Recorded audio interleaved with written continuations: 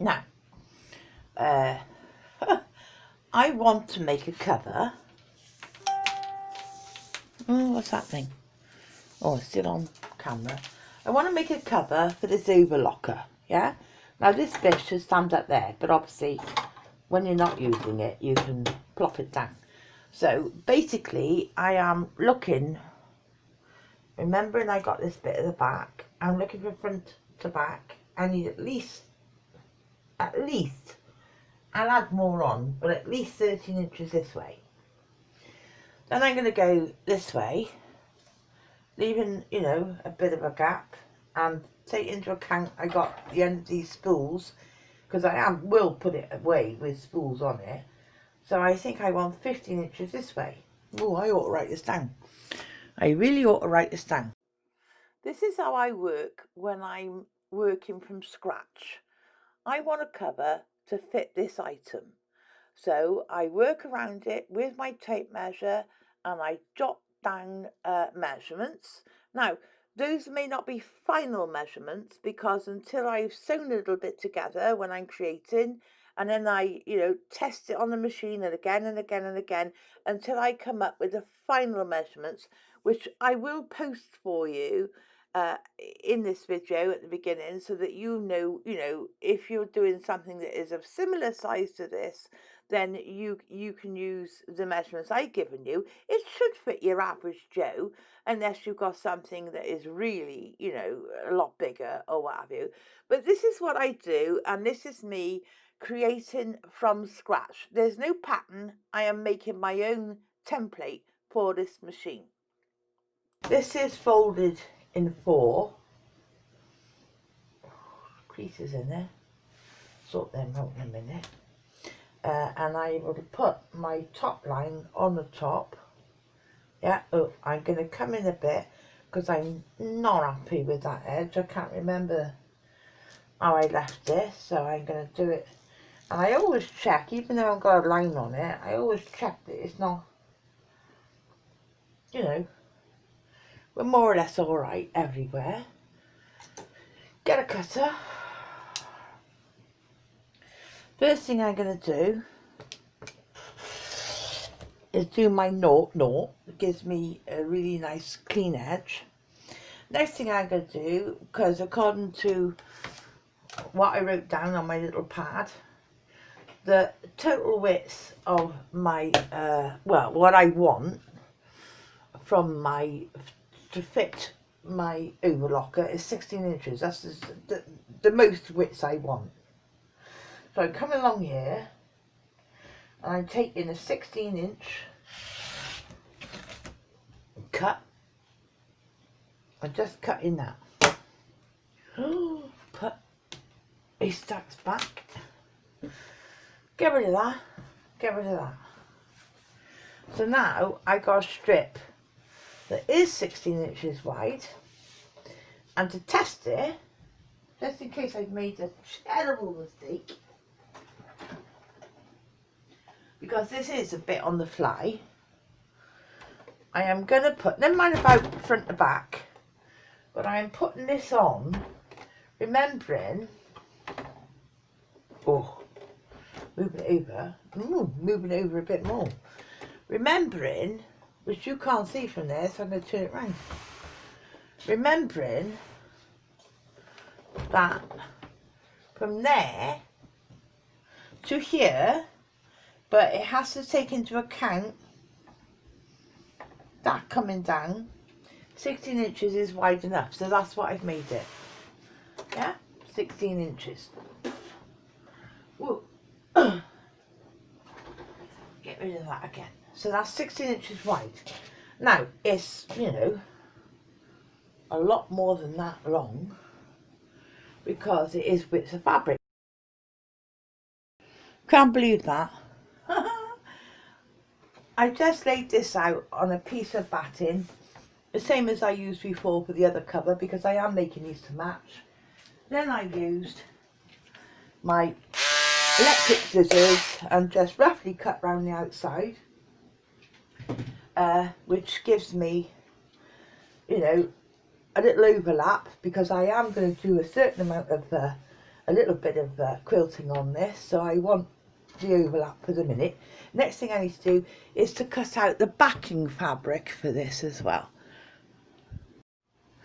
Right, so I just laid down some plain pink, and I am just literally going to cut. And I mean, this is only rough. Oh, you can't see this edge a minute. This is only rough. Can you see it now? Yeah.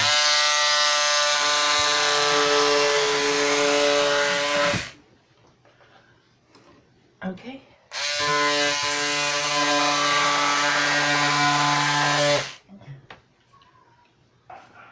Is affix it, spray it. So 505 spray, top layer, fold it back, give it a what's it, peel it back, keep it nice and straight to fit the bit underneath. This end, peel it back,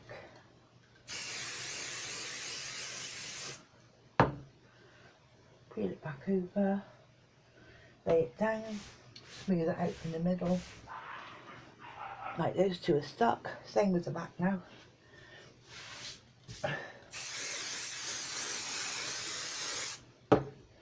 Spray the back in, peel the front down, bring up the edge, spray that down, smooth it out, turn it over, make sure that you haven't got any, I mean I know it's not ironed, but make sure you haven't got any nasty folds or creases. So that's in one piece now, absolutely in one piece. Alright, now I'm doing a bit of ruler work, okay? I'm having to do it around the leg of a camera. So hang on, let me just move the camera and move you back. Yep, okay, that's better. Now, I hope you can see that this is the front of my overlocker cover, and I want to do the same ruler work as I did before. So I'm using a template and I've marked several lines to keep me straight. Now, because that's going to get banged.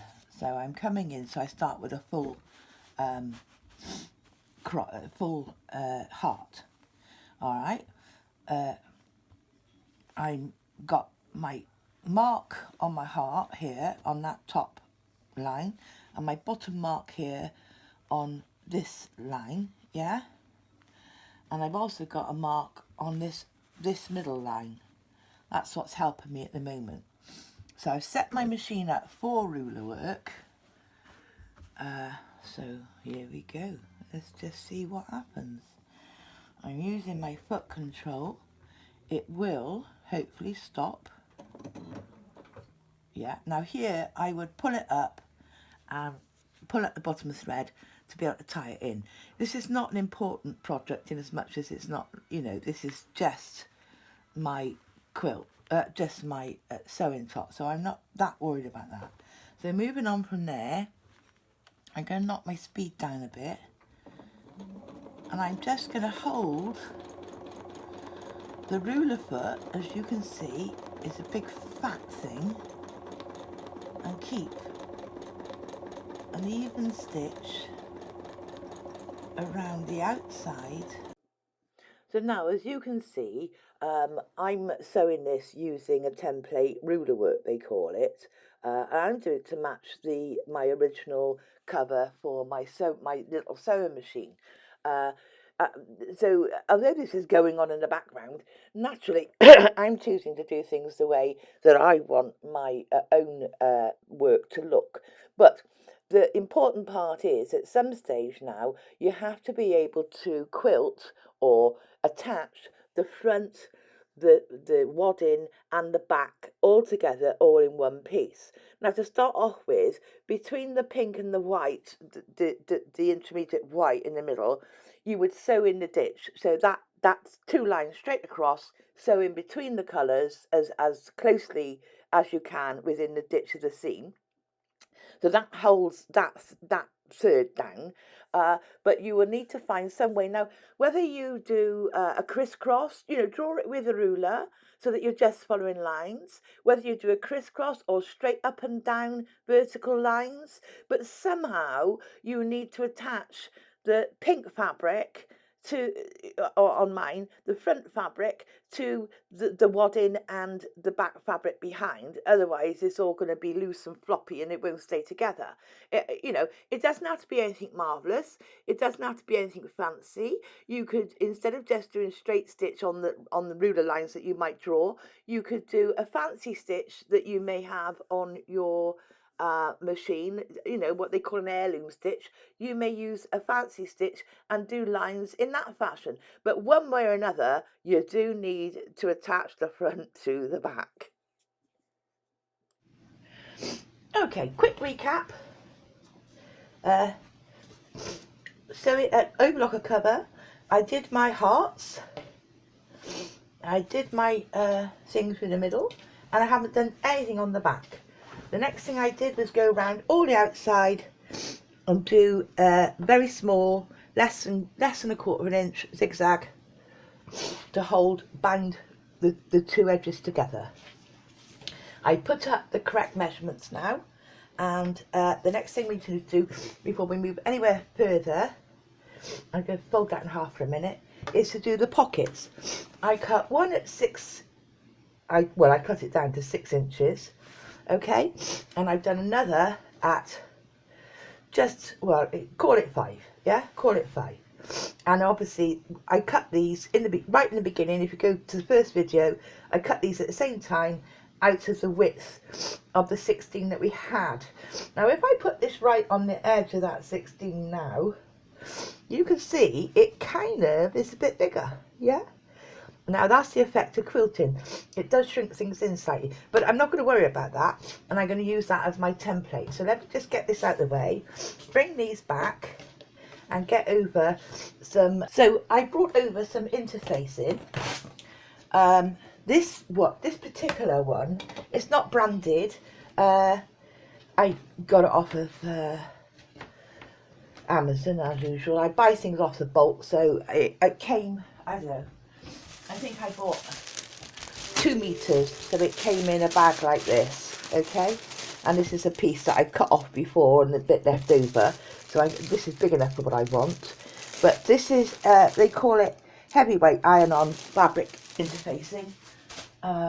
If I need to, I could go and find the site, but use what you used before, or what anyone else used before. You can use medium. I'm just using heavyweight because I want these pockets to be quite as stiff as I can get them. Using my new pot. I am just going to clip this to the straight line top a minute so that it doesn't move, while I just literally hold it flat, using it as a template. Hold it flat, and you could get a ruler out and do this, but you know me, I do fly by the seat of my whatever sometimes. So I've now cut that piece of obviously the sticky side. I need to turn it around, right? But yeah, in fact, it'd be easier to cut it on the sticky side. So this side is shiny. I'll take my larger piece, the 6-inch piece, and I'm going to do exactly the same.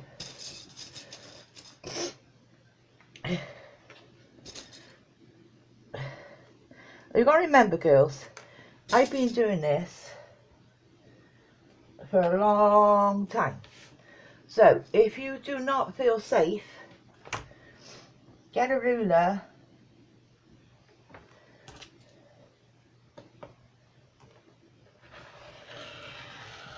and use a ruler, yeah?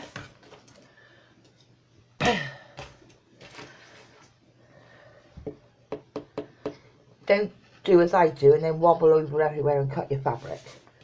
But that's what you want. Now, this piece is correct because it's shiny side to the back of the fabric. This piece is incorrect because I cut it the other way up. Now, if my piece of this thing is straight, it won't matter. So I'm just turning it over and pinning it back on a couple of clips. Oops, that's off that one. A couple of clips. Because what I'm going to do now is take it to the iron, and I'm just going to, with my iron probably just below cotton, and I'm not going to use the iron in a push-pull fashion. I am literally going to place the iron, couple of seconds on each bit to fuse it still. Okay, if you go under the iron and start doing this, you will move the fabric and it won't stick in the right place. Now, I know you're going to say to me, oh, just a minute, this is different than we did before. The instructions we had when we were doing the sewing machine cover said you had to do it double that, turn it in half and only line one side. Yeah, but I'm doing something a little different, okay? I'm doing what we call faux binding on these pockets to match my other one, and I'm going to show you how it's done. I got a fairly good eye for colour and coordination and what looks good and what doesn't. So I'm just showing you something that you can then adapt to use in any given situation, whether it be the top of a pocket on a pinny or whether it be the top of a pocket on a handbag, or well, in any situation where you're making a pocket, instead of it just being a plain pocket, you can enhance it by doing what we call faux binding. Very easy, simple. I don't know why they don't tell you how to do it in the first place. I just got down my completed, as you know, sewing machine case. This is the sewing machine cover that I made. And what I'm trying to tell you about today is this. Yeah, I put stitches this way as well, but not on that one. So now, this is what you call faux binding. And you see how it just, well, in my mind, it separates out the material. So I was using one big piece that was all the same colour, which I tend to like block colours, to be honest. I don't like to mix and match too much because I think you get lost in patterns. So using the same material as I've used for the top and I am going to use for the binding, I used as a lining for the pocket, but done it in such a way that it looks like faux piping or faux binding. Now on the back, I didn't do it, you have to excuse me. I put pockets on the back of mine, which wasn't in the original instructions, but I wanted somewhere to put my feet and my plug. And you can see on this one, I didn't do it because it's the back. I just realised I did do the heart, but never mind. I didn't do faux binding on that because it's the back. But to be honest with you, I wish I had now, because I think it's very, very easy that the faux binding makes all the difference. So that's what I'm going to show you to do today. Oh, obviously, when you iron these with the interface in, you need to let them cool before you do anything with them at all. And I need to go and give this a quick press because it's a bit bumpy, isn't it? Right. All right. So I was just putting this together to make sure it fitted, because I've only got that much, but if it doesn't fit, well, I'll have to cut another bit. But anyway, let's start with the big bit, because then I know where I am. Obviously these have been interfaced. I'm turning this over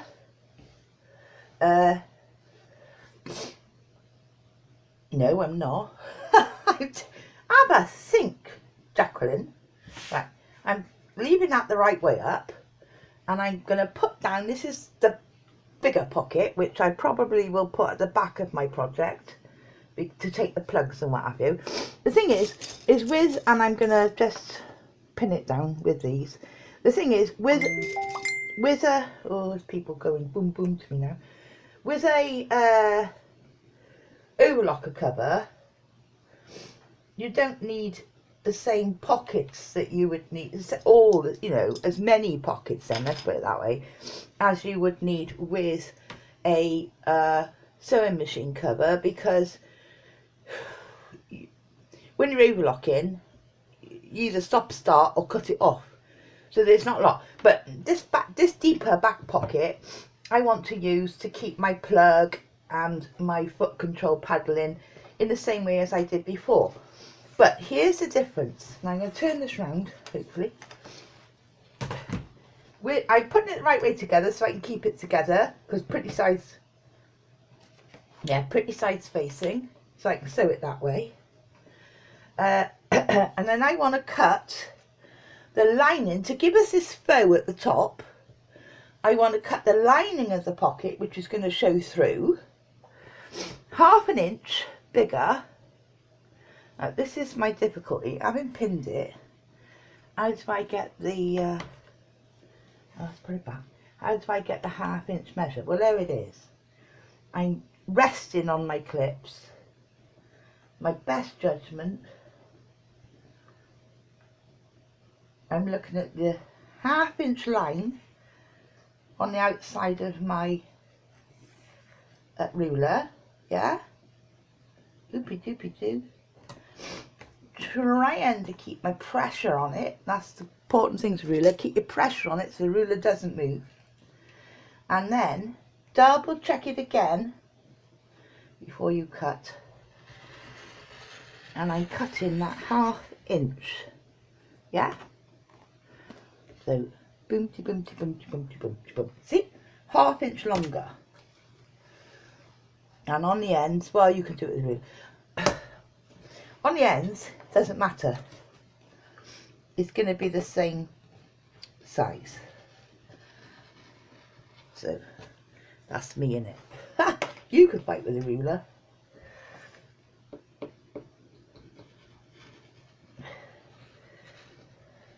I'll just do it. But now, so can you see, I have made the lining, the best sides together, and the lining of the pocket is 1/2 inch bigger. And I'm going to now do the same. Hopefully I can get it in the same bit of fabric. If it won't work, it won't work. But I'm trying to get it in the same bit of fabric. I got selvage here that I'm moving away for, and I'm sticking it on. This time I'm not going to put the clips on.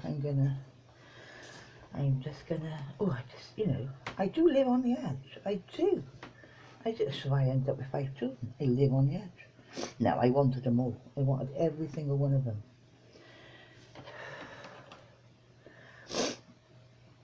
Right. Okay. I am going to put my 1/4 inch foot on my machine. So, because having a 1/4 inch seam now across the top is important, very important. So I am going to put my 1/4 inch foot now on my machine, and I'm going to sew 1/4 inch across the top and across the top. So that's leaving this bit hanging longer. 1/4 inch across the top. Here we have my interfaced top and my cut bottom, which, as you can see, is 1/2 inch longer. But my top, I have, oh, I'm still using pink for some reason. It doesn't matter. I've changed my foot now. I'm still using the walking foot because I'm going to be using the walking foot in a minute. And I put on my 1/4 inch walking foot that has this bar to allow me the a more or less correct 1/4 inch, which is what I want. I know these are aligned to the top. Just checking them because I've clipped them. Yeah, as I go, I'll unclip it. I prefer clips than needles. A, because I always get caught with a needle, and B, because they're easier. Anyone who doesn't have clips, get them. I'm starting very slowly. As soon as I get to a clip, let it go. Bobbin thread may not be sufficient. Get lost. It'll do a straight buddy line. Now, this is sewing at 180. I'm going to actually move this up to 2.2, 220.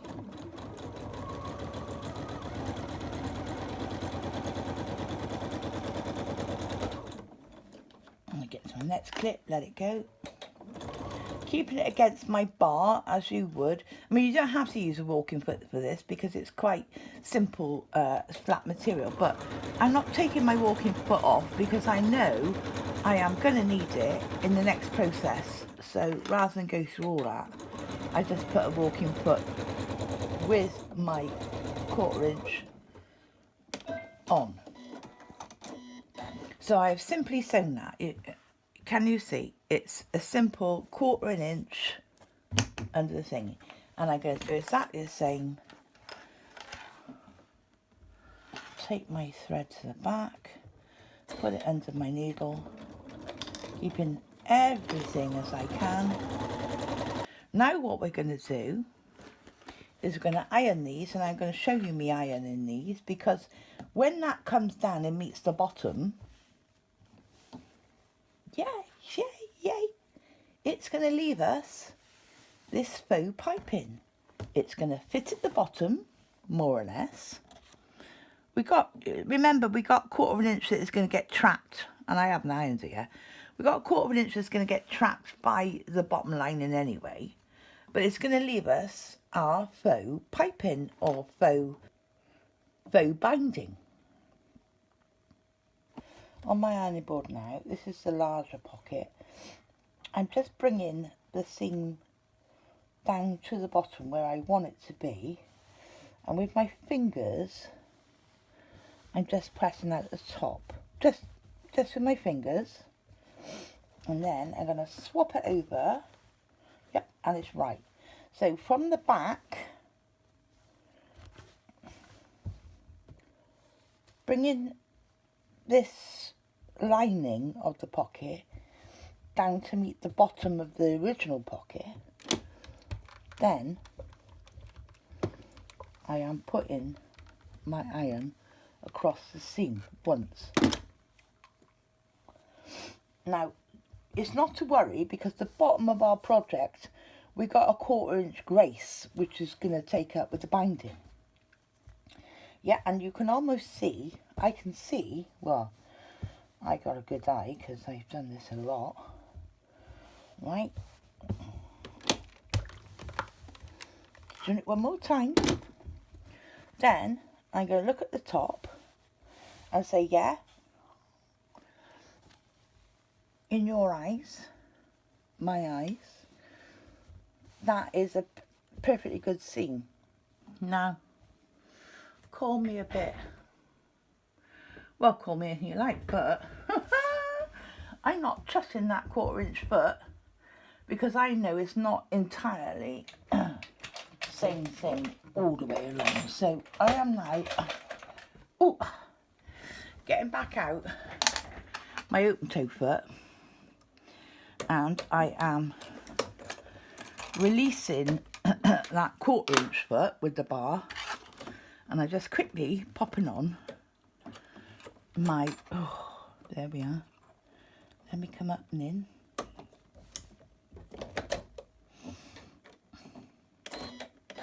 Yeah, and I'm changing my stitch now, not to be outside. I am changing it back to being in the middle, because I put my own preference, putting it down, looking at it, putting it down,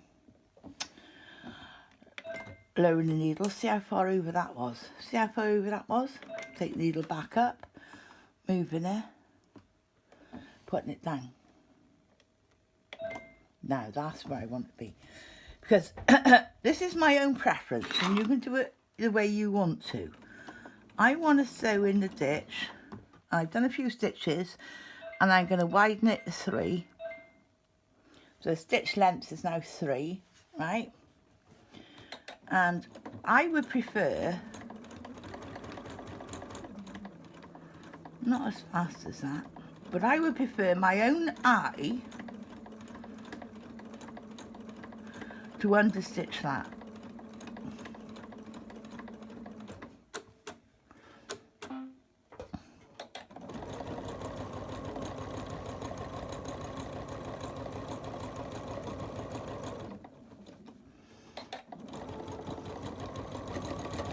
Oh, I had a twiddle there. Did you see it?